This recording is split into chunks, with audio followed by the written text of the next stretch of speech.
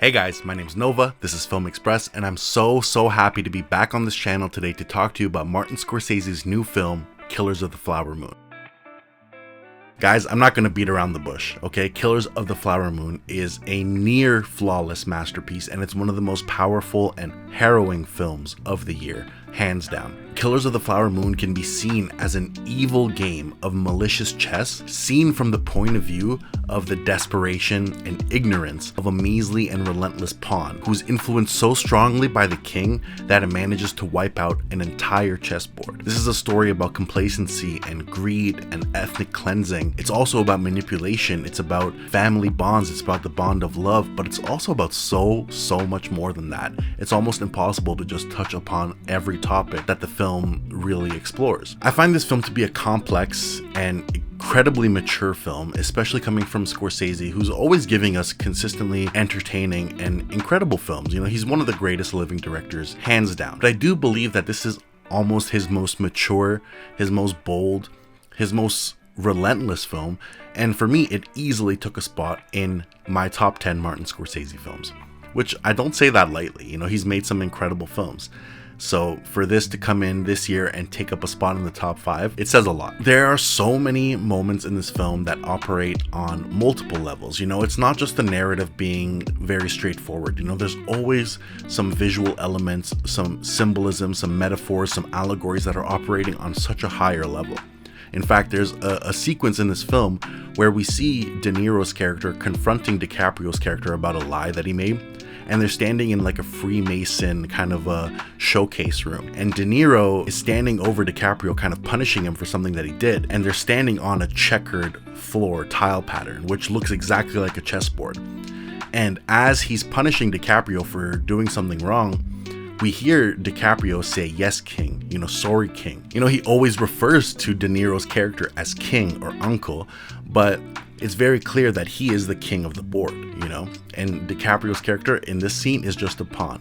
And it's so interesting because we see the chessboard pattern reflected through the glasses of De Niro's character, and it's such a subtle metaphor, it's such a subtle piece of imagery, but in that sense, we do get a glimpse that De Niro's character, he sees his nephew, DiCaprio's character, as a pawn. He sees him as a chess move. And in fact, everything he sees is a chess move. He's always calculating, he's always plotting, he's always thinking a few moves ahead. And I think that scene is basically the microcosm allegory scene for the themes of Killers of the Flower Moon. It's a scene that struck me as incredibly powerful, but it also just reminded me of how incredible Martin Scorsese is as a visual storyteller, and he understands the synchronicity between images, sound, lines of dialogue, performance, and all of that combined. You know, this is the same director where in The Departed, you can catch the image of an X symbol every time a character is about to die. He's never been a stranger to sprinkling in these incredibly visual, subtle motifs.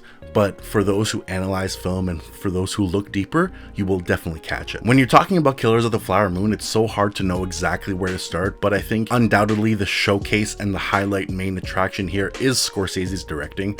I mean, he's 80 years old and he's giving us films with the energy and fervor and creativity of filmmakers in their 20s and their 30s. I think that this film, among his whole filmography, might be the film with the highest stakes. You know, this might be his most powerful film simply because of the fact that the stakes in this story are so incredibly high. It's entire bloodlines and generational wealth that's on the line, which makes this story just so much more interesting to me. I think the main thing people are wondering about Killers of the Flower Moon is if the film does respect the Osage County indigenous people.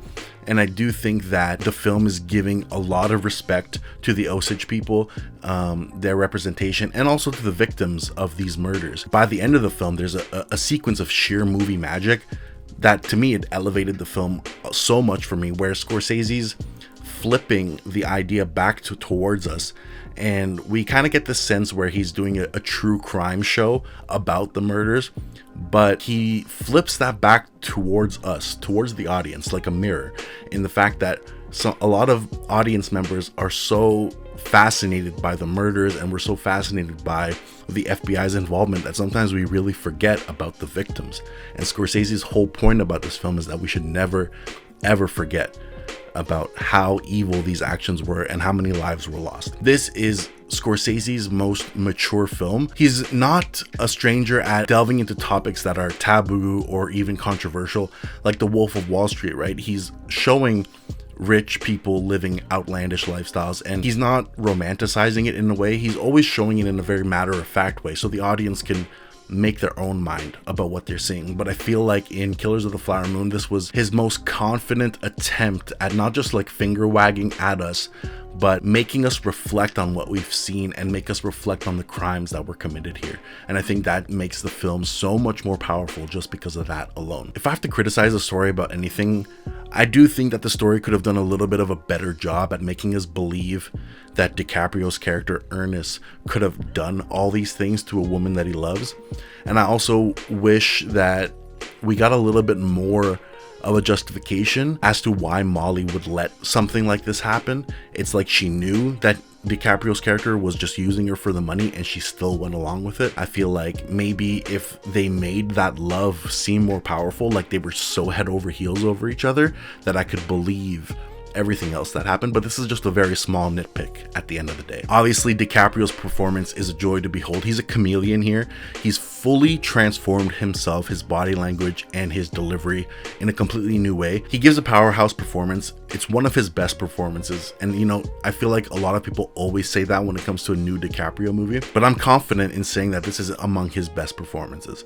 You just have to see it to believe it. He's despicable in the most unique ways. There's not a cliched moment in his performance. I really like that. We have to be real here. The first half of this film ultimately belongs to Lily Gladstone. She gives an incredible performance. She's surely going to be nominated for some awards come award season. I have no doubt in my mind. It's just a shame that like after the first half of the movie, where she gives us so much to latch onto her character, the second half of the movie she's kind of just stuck in bed for most of it. It's obviously powerful to see and you feel for her character. There's a lot of empathy drawn from her character, but she doesn't get much free range to act when all she can do is just cry in a bed, right? So this is a very small nitpick as well.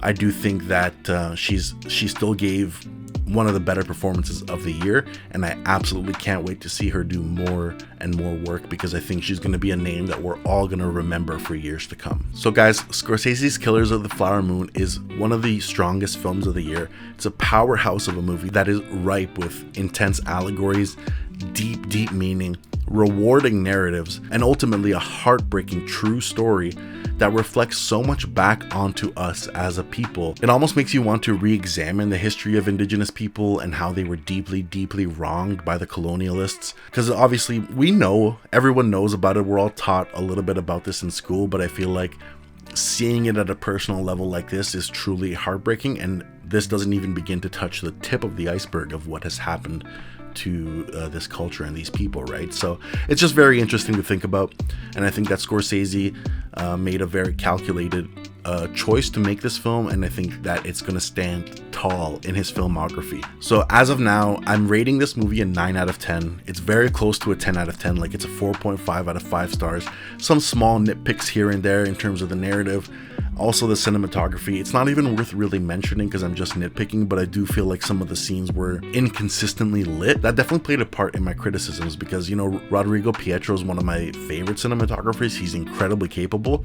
So to see some shots that maybe were overblown in lighting, or just, you know, not as professional as others, it stands out. You know, even one or two shots in a film like this with a $200 million budget, it stands out. It's a small nitpick at the end of the day, and it doesn't take away from the film. So definitely, guys, go watch Killers of the Flower Moon, and do let me know in the comments what you think, because I think this is easily in the top 3 of the year. Between this and Asteroid City, I really have to think which film I liked more, but it's a pretty close race, guys. So thank you guys for listening to my review of Killers of the Flower Moon. I was extremely excited to talk about this, and I'll just be honest, I've been extremely busy the past 3 months, whether it was writing a new script, working on a film production, or just catching up on other personal projects that I've had to do. So I'm extremely happy to be back, and I hope you guys will tune in. I do have a couple more reviews coming for you guys. I'm going to try to be better at that, so please tune in and forgive me for the little absence. Guys, my name's Nova. This was Film Express. Thank you guys so much for tuning in. Watch Killers of the Flower Moon. It's amazing. See ya.